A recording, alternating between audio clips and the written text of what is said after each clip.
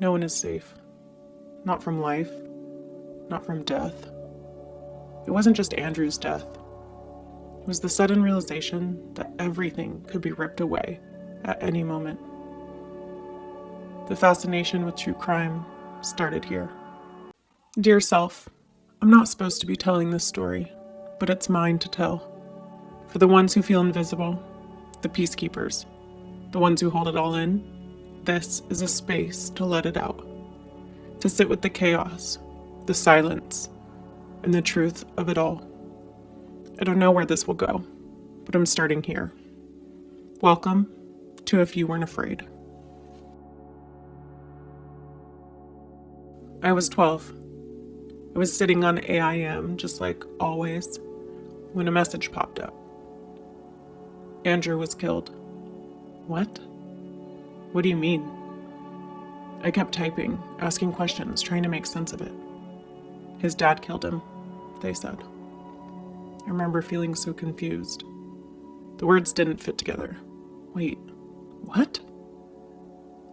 I walked down to his house. We sat on the curb, watching the people around us. Neighbors were gathered, whispering. News anchors were already setting up their cameras to report the tragedy. Andrew was gone. His dad had woken up in the middle of the night, taken a gun, and killed his son, only 13 years old. Then his wife. Then he turned the gun on himself. The whole thing seemed impossible. Did Andrew hear the gunshots? Did he see it coming? I kept asking myself why. Why had this happen? He was so young, so innocent. He had so much life ahead of him. At the funeral, everything felt heavy. The room was small, packed with people in black. There were whispers in every corner, tears in every eye. But it didn't feel like I was grieving a friend. It felt like I was grieving a life I couldn't quite grasp. A life taken too soon. Then, just outside, we played in the sand. Andrew's best friends were there. One of them was a boy I had a crush on. It felt wrong to notice him in that moment.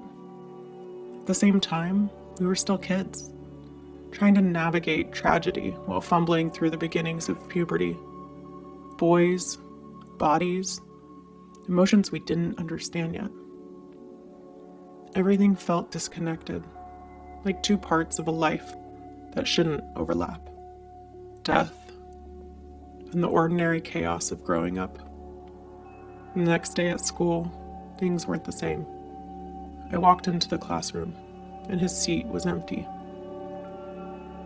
The teacher tried to continue like it was a normal day, but nothing felt normal.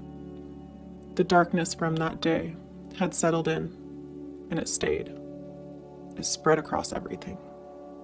I couldn't shake the feeling. No one is safe. Not from life, not from death. It wasn't just Andrew's death. It was the sudden realization that everything could be ripped away at any moment. The fascination with true crime started here. Or did it? I didn't know it at the time. But that's when I first wanted to understand it. Why people do the unthinkable.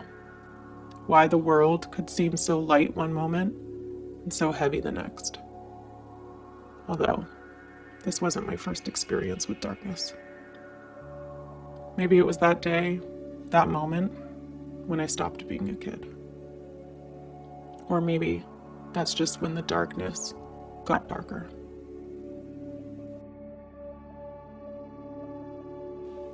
Until next time, keep sitting with the questions.